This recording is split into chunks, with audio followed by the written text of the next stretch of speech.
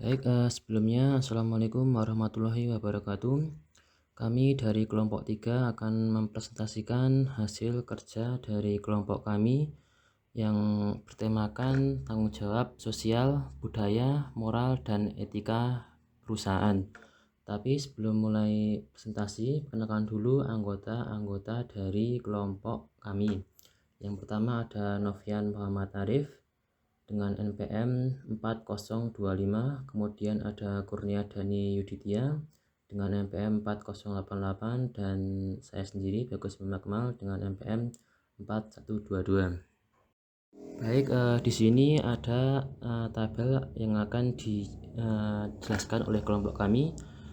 Yang pertama adalah sebab dari tanggung jawab sosial perusahaan, kemudian yang kedua ada budaya perusahaan, yang ketiga moral bersih, transparan, dan profesional atau BTP, yang keempat ada moralitas agama, yang kelima ada etika bisnis, dan yang keenam ada etika kerja, dan yang terakhir adalah etika profesi atau profesional etik. Baik, untuk selanjutnya di sini saya akan menjelaskan tentang sebab pertama, yaitu tanggung jawab sosial perusahaan. Menurut WBCSD, tanggung jawab sosial perusahaan atau Corporate Social Responsibility atau CSR adalah suatu komitmen dari perusahaan untuk melaksanakan etika keperilakuan atau behavior etik dan berkontribusi terhadap pembangunan ekonomi yang berkelanjutan atau sustainable economic development. Kemudian ada jenis-jenis tanggung jawab perusahaan. Ada 3 jenis kepentingan publik yang cenderung terabaikan oleh perusahaan adalah sebagai berikut. Yang pertama ada perusahaan hanya bertanggung jawab secara hukum terhadap pemegang sahamnya atau stakeholder, sedangkan masyarakat di sekitar tempat perusahaan tersebut berdomisili kurang diperhatikan. Kemudian yang kedua, dampak negatif yang ditimbulkan oleh perusahaan semakin meningkat dan harus ditanggung oleh masyarakat sekitar. Sementara itu, sebagian besar keuntungan atau manfaat yang diperoleh oleh perusahaan hanya dinikmati oleh pemilik saham perusahaan saja. Kemudian yang ketiga adalah masyarakat sekitar yang menjadi korban perusahaan tersebut sebagian besar mengalami kesulitan untuk menuntut ganti rugi kepada perusahaan. Untuk selanjutnya adalah konsep triple bottom line. Menurut Eckington memberikan pendapat atau pandangan bahwa perusahaan yang ingin berkelanjutan harus memperhatikan 3P, yaitu profit, people, dan planet. Kemudian lanjutan dari tanggung jawab sosial perusahaan ada corporate citizenship. Corporate citizenship merupakan cara pandang perusahaan dalam bersikap dan berperilaku ketika berhadapan dengan berbagai pihak, baik pelanggan atau customer, pemasok, supplier, masyarakat, pemerintah, dan pemangku kepentingan atau stakeholder lainnya.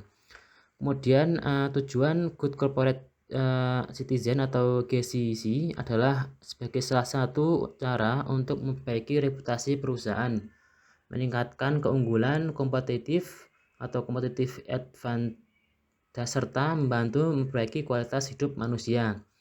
Kemudian lanjutannya ada manfaat CSR.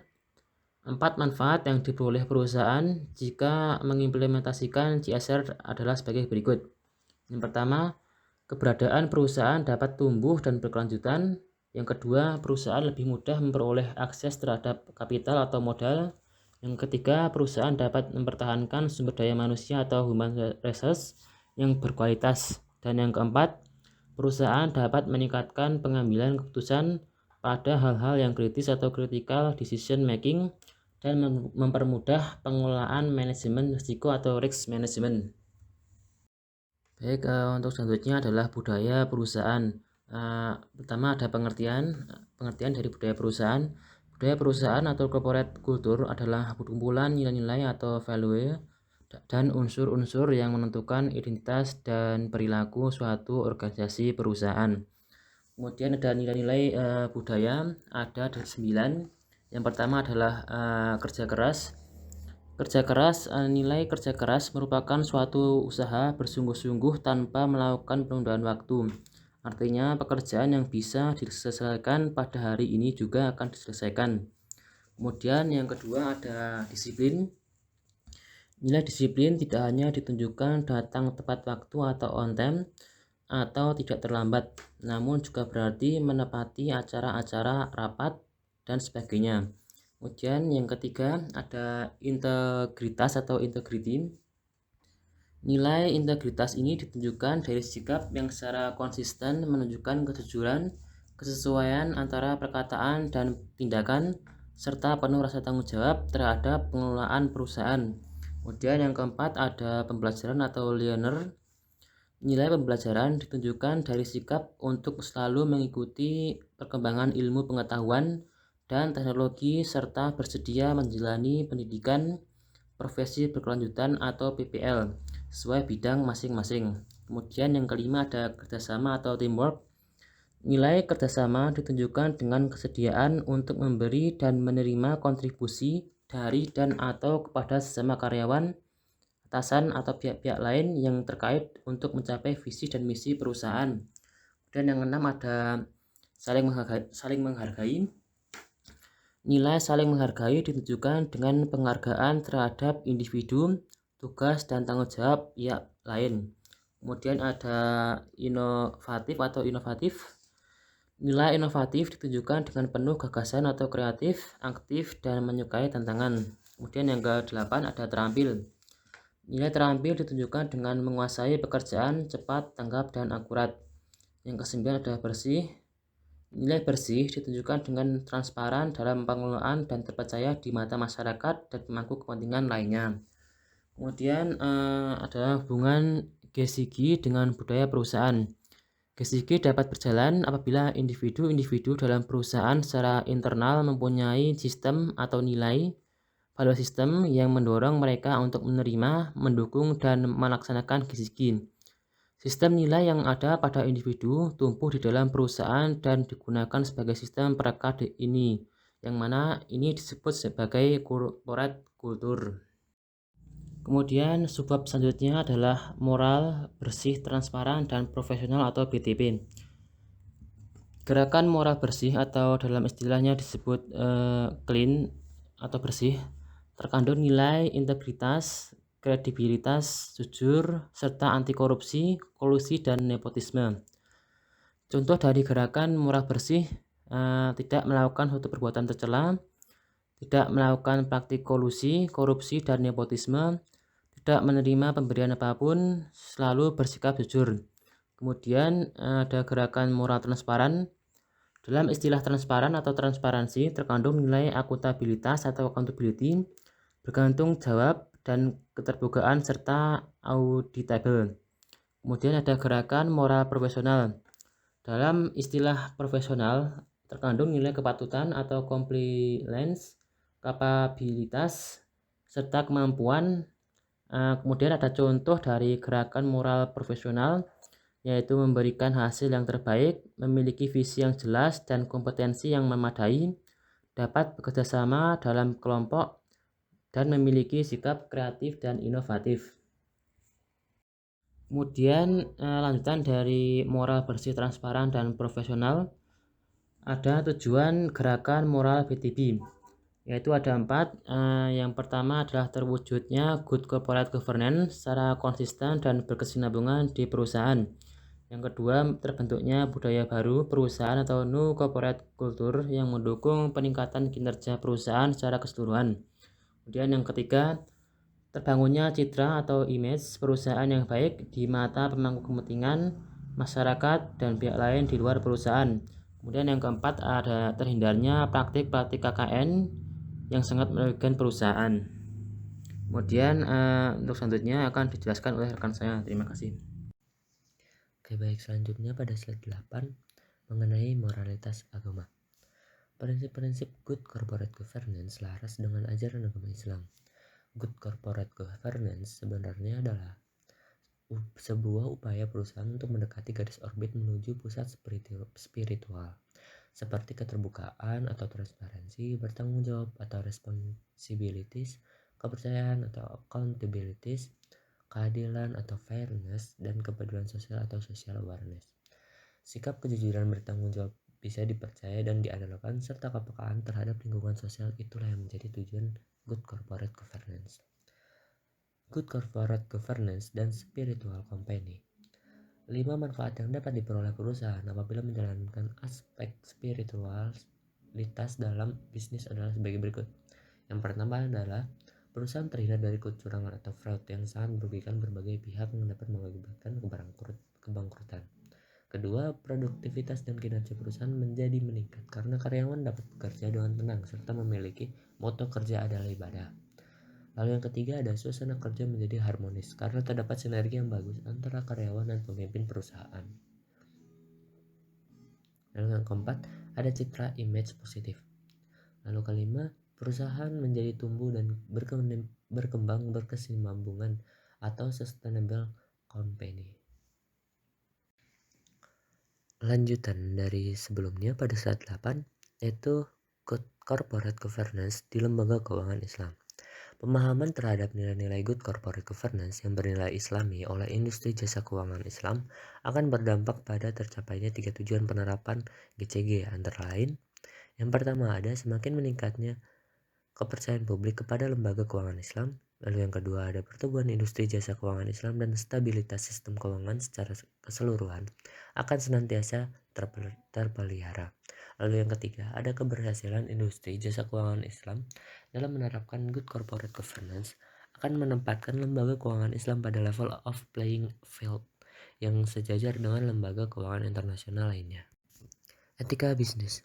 Etika bisnis merupakan cara-cara untuk melakukan kegiatan bisnis yang mencakup seluruh aspek yang berkaitan dengan individu perusahaan, industri, pemerintah, dan juga masyarakat.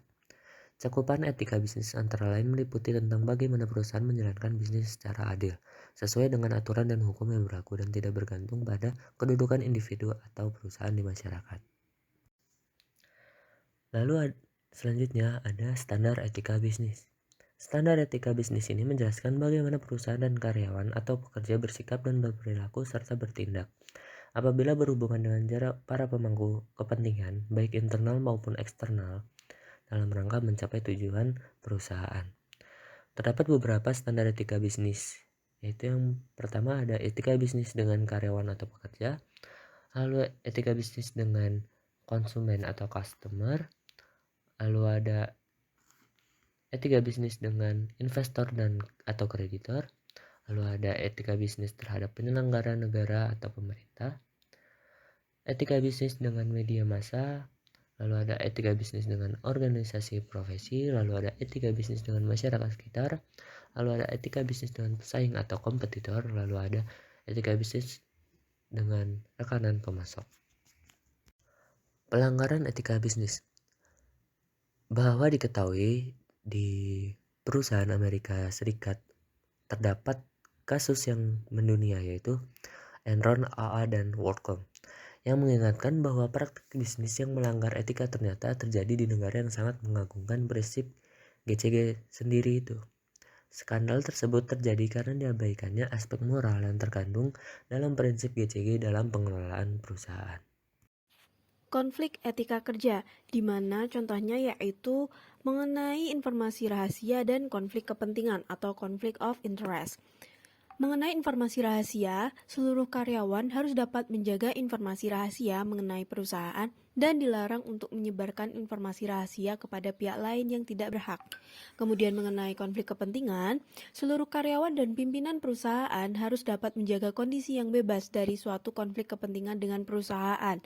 Suatu konflik kepentingan dapat timbul bila karyawan dan pimpinan perusahaan memiliki secara langsung maupun tidak langsung kepentingan pribadi di dalam mengambil suatu keputusan, di mana keputusan tersebut seharusnya diambil secara objektif, bebas dari keraguan dan demi kepentingan terbaik dari perusahaan.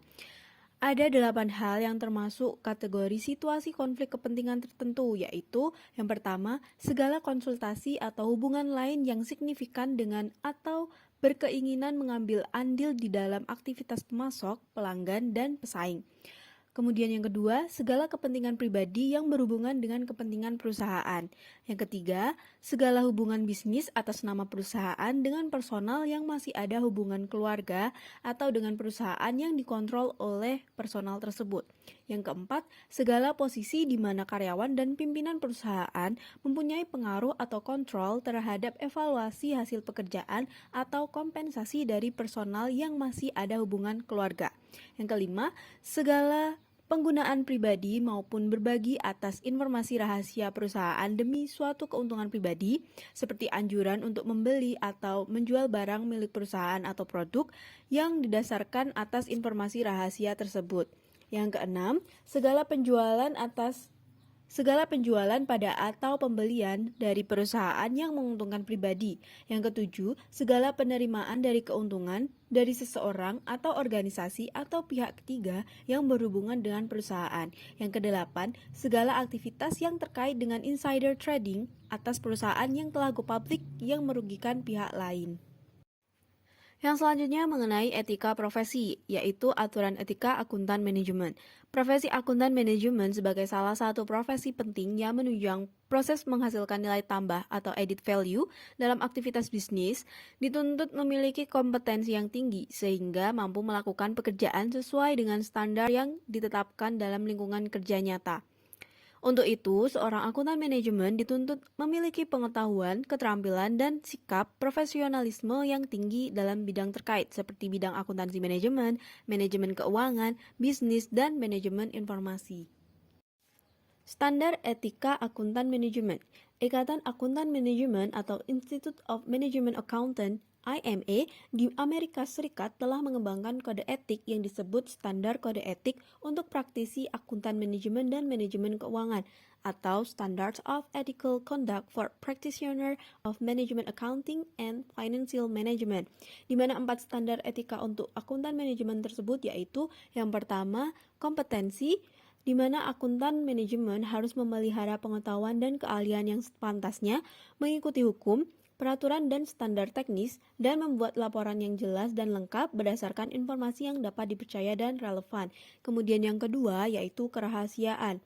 Aturan ini mengharuskan seorang akuntan manajemen untuk tidak mengungkapkan informasi rahasia kecuali ada otorisasi dan hukum yang mengharuskan untuk melakukan hal tersebut.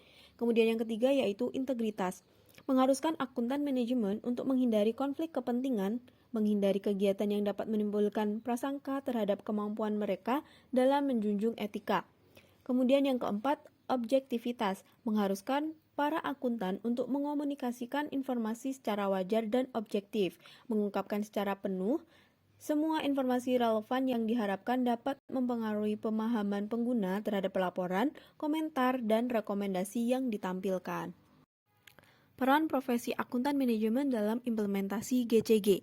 Profesi akuntan manajemen memiliki peran yang sangat signifikan dalam implementasi prinsip-prinsip GCG di perusahaan, yaitu yang pertama, prinsip kewajaran atau fairness, di mana dengan ditegakkannya prinsip kewajaran ini, paling tidak akuntan manajemen berperan serta dalam membantu pemangku kepentingan dalam menilai perkembangan suatu perusahaan dan membantu mereka untuk membandingkan kondisi perusahaan dengan perusahaan yang lainnya.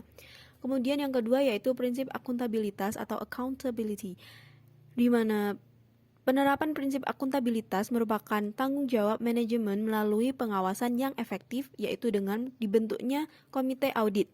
Akuntan manajemen melakukan tinjauan atas reliabilitas dan integritas informasi akuntansi dalam laporan keuangan dan laporan operasional, beserta kriteria untuk mengukur, melakukan klasifikasi, dan penyajian dari laporan tersebut. Yang ketiga yaitu prinsip transparansi atau transparency, di mana akuntan manajemen dituntut untuk menyediakan informasi yang jelas, akurat, tepat waktu, dan dapat dibandingkan dengan indikator-indikator yang sama. Dalam hal ini, informasi yang ada dalam perusahaan harus diukur, dicatat, dan dilaporkan oleh akuntan manajemen sesuai dengan prinsip dan standar akuntansi yang berlaku. Dalam hal ini yaitu Standar Akuntansi Keuangan atau SAK.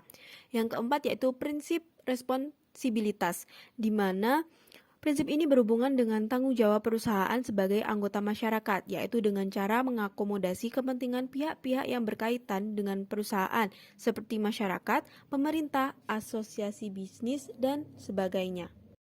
Selanjutnya mengenai aturan etika atau kode etik auditor internal. Konsorsium Organisasi Profesi Auditor Internal tahun 2004 telah menetapkan kode etik bagi para auditor internal yang terdiri dari 10 hal sebagai berikut. Yang pertama yaitu auditor internal harus menunjukkan kejujuran, objektivitas, dan kesanggupan dalam melaksanakan tugas dan memenuhi tanggung jawab profesinya. Yang kedua, auditor internal harus menunjukkan loyalitas terhadap organisasinya atau terhadap pihak yang dilayani. Namun demikian, auditor internal tidak boleh secara sadar terlibat dalam kegiatan-kegiatan yang menyimpang atau melanggar hukum. Kemudian yang ketiga, auditor internal tidak boleh secara sadar terlibat dalam tindakan atau kegiatan yang dapat mendiskreditkan profesi audit internal atau mendiskreditkan organisasinya. Kemudian yang keempat, auditor internal harus menahan diri dari kegiatan-kegiatan yang dapat menimbulkan konflik dengan kepentingan organisasinya atau kegiatan-kegiatan yang dapat menimbulkan prasangka yang meragukan kemampuannya untuk dapat melaksanakan tugas dan memenuhi tanggung jawab profesi secara objektif. Yang kelima, auditor internal tidak boleh menerima sesuatu dalam bentuk apapun dari karyawan, klien, pelanggan, pemasok, ataupun mitra bisnis organisasinya yang dapat atau patut diduga dapat mempengaruhi pertimbangan profesionalitasnya. Selanjutnya, kode etik yang keenam yaitu auditor internal hanya melakukan jasa-jasa yang dapat diselesaikan dengan menggunakan kompetensi profesional yang dimilikinya. Yang ketujuh, auditor internal harus mengusahakan berbagai upaya agar senantiasa memenuhi standar profesi audit internal. Yang kedelapan, auditor internal harus bersikap hati-hati dan bijaksana dalam menggunakan informasi yang diperoleh dalam pelaksanaan tugasnya. Auditor internal tidak boleh menggunakan informasi rahasia untuk mendapatkan keuntungan pribadi, melanggar hukum, dan menimbulkan kerugian terhadap organisasinya.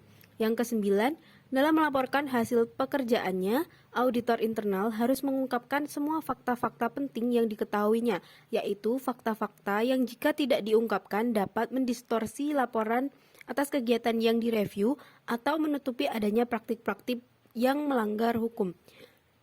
Yang ke-10, auditor internal harus senantiasa meningkatkan kompetensi serta efektivitas dan kualitas pelaksanaan tugasnya. Auditor internal wajib mengikuti pendidikan profesional berkelanjutan. Sekian pemaparan dari kami. Apabila ada salah kata kami mohon maaf. Wassalamualaikum warahmatullahi wabarakatuh.